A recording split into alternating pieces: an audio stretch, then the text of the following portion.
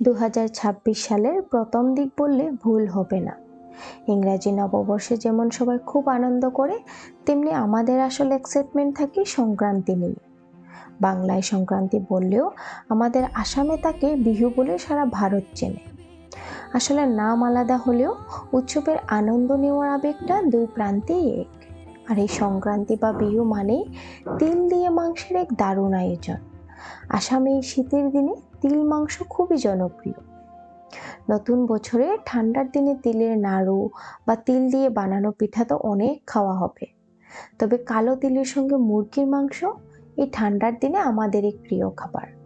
যারা খাননি তাদের শুনতে অবাক লাগতে পারে, কিন্তু যারা খেয়েছেন তারা জানেন এর স্বাদ কতটা। মাছ তো অনেক হলো, আজ তাই মাংসের এই বিশেষ পদটি বানাতে যাচ্ছি। যাই শুরু করি রান্না। মাংস ধুয়ে পরিষ্কার করে নিলাম।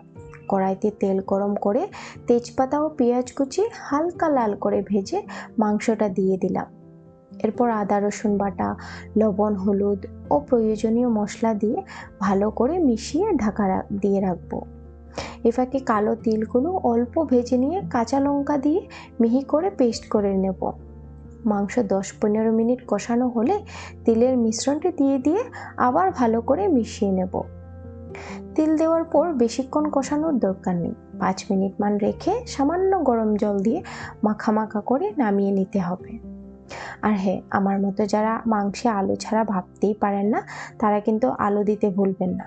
ও হ্যাঁ, আরেকটা কথা, তিল দিয়ে মাংসে অল্প গোলমরিচ গুঁড়ো দিলে ঠান্ডার দিনে এটি আরো বেশ সুস্বাদু হয়। এই শীতের দিনে দুপুরে গরম গরম মাংসের ঝোল আর ঠান্ডা ভাত খেতে অনেক ভালো লাগে। যারা আজ আমার সাথে এটা বানাননি, তারা অন্য যে কোনো দিন অবশ্যই ট্রাই করবে। এই তিল মাংসের স্বাদ 2026-এর শুরুটা মনে রাখার মতো করে তুলবে।